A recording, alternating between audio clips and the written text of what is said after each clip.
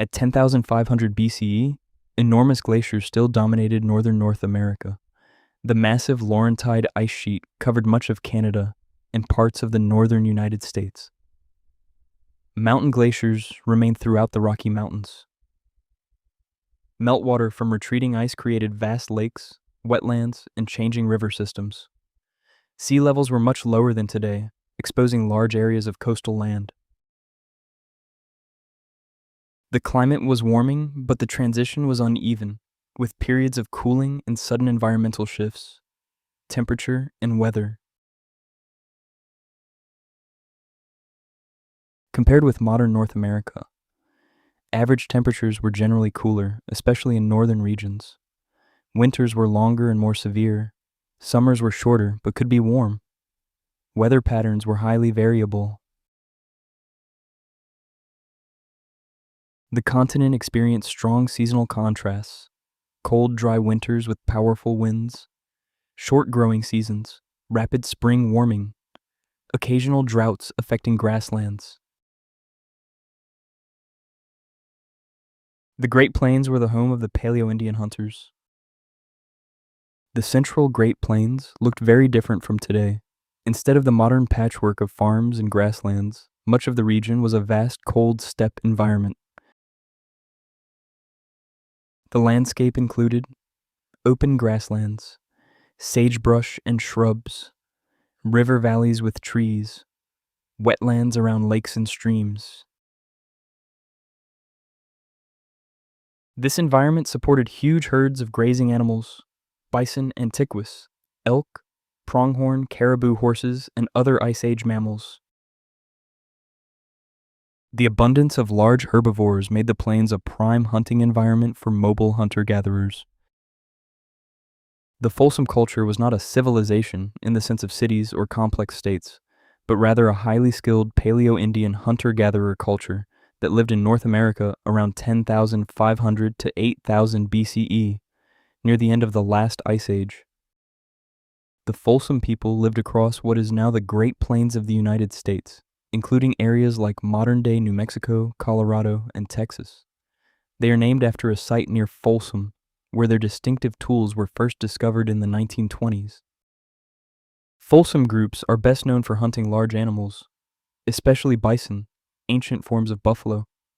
Earlier peoples like the Clovis culture hunted mammoths, but as mammoths disappeared, Folsom hunters adapted to focus on faster, smaller herd animals. They likely worked together in coordinated hunts, sometimes driving herds into natural traps like ravines or cliffs. The Folsom culture emerged near the end of the Ice Age, around 10,900 to 10,200 years ago, approximately 9,000 to 8,200 BCE, across the Central Plains and Rocky Mountain regions of North America. It is considered one of the most important Paleo-Indian traditions because it represents a major adaptation to a changing post-glacial world. The culture takes its name from the discovery of distinctive stone spear points near Folsom, New Mexico in 1927, where archaeologists found ancient fluted projectile points embedded among the bones of extinct bison antiquus.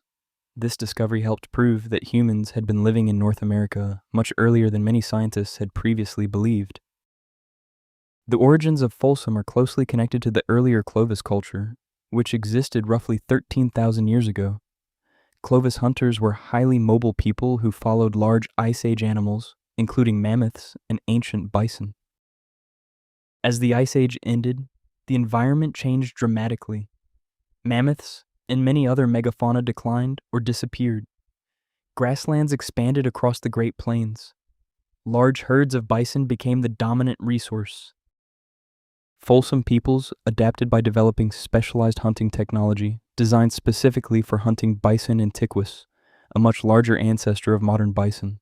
Their famous fluted projectile points were thinner and more finely crafted than Clovis points, allowing hunters to attach them securely to spear shafts.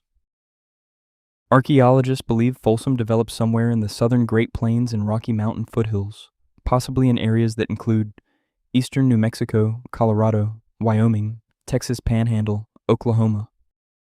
Rather than being a sudden invention, Folsom appears to have evolved gradually from earlier Paleo-Indian traditions, as small groups experimented with new hunting strategies. Around 10,900 to 10,200 years ago, small groups of Folsom people moved through the Great Plains, Rocky Mountain foothills, and surrounding regions. Their camps were carefully organized places where families repaired tools, processed animals, prepared food, and planned their next movements. Folsom camps were usually placed in strategic locations, near rivers, streams, and springs where water was available, close to bison migration routes, on terraces above floodplains, near sources of high-quality stone for tool making. A Folsom camp probably consisted of several activity areas rather than a single structure. Archaeologists studying artifact patterns suggest that camps included sleeping and living areas. Families likely used simple shelters made from wooden poles, animal hides, brush, grass coverings. These structures were lightweight and could be taken down when groups moved. A central fire provided warmth, light, cooking, and a gathering place. Around the fire, people cooked meat, repaired clothing, shaped stone tools, shared stories and knowledge. The tool-making area. One of the most important areas of a Folsom campsite was the stoneworking zone. Folsom people were master craftsmen who produced some of the finest stone tools of the Paleo-Indian period. At these work areas, archaeologists find broken flakes of stone, unfinished projectile points, hammerstones, grinding tools, fragments from tool repair. The famous fluted Folsom point required great skill to manufacture. Hunters carefully shaped thin blades from high-quality stone, then removed long flakes from the base to create the distinctive flute. After a successful hunt, the campsite became a place of intense activity. A single bison antiquus could provide hundreds of pounds of meat, hides for clothing and shelters, bones for tools, sinew for bindings, fat and marrow for nutrition. At the processing area, people removed the hide, cut meat into portions, dried strips of meat for storage, cracked bones to extract marrow, shaped bone fragments into tools. The work required cooperation among hunters, butchers, toolmakers, and families. The end of the Folsom culture was not a sudden disappearance, but a gradual transformation caused by major environmental and cultural changes at the end of the Ice Age, climate change, and the disappearance of their prey. The greatest factor behind the decline of Folsom lifeways was the changing climate at the end of the Pleistocene-Holocene transition. Around 10,000 years ago, temperatures rose rapidly. The open grasslands and cool, dry environments that supported huge herds of Ice Age megafauna began changing. Grasslands shifted into more modern prairie ecosystems. Many large Ice Age animals disappeared. The enormous Bison antiquus populations declined and eventually evolved into smaller forms closer to modern bison. Since Folsom groups relied heavily on bison hunting, especially coordinated communal hunts, the loss of their primary resource forced major adaptations. Changes in hunting strategies.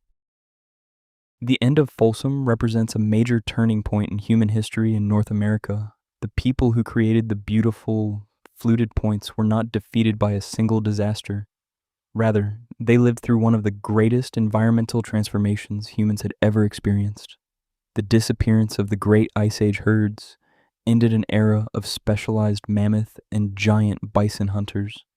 In its place emerged a new way of life, one based on flexibility, diverse resources, and deeper knowledge of local environments. The Folsom culture ended, but the people and their descendants continued, carrying forward thousands of years of survival knowledge into the next chapter of North American history.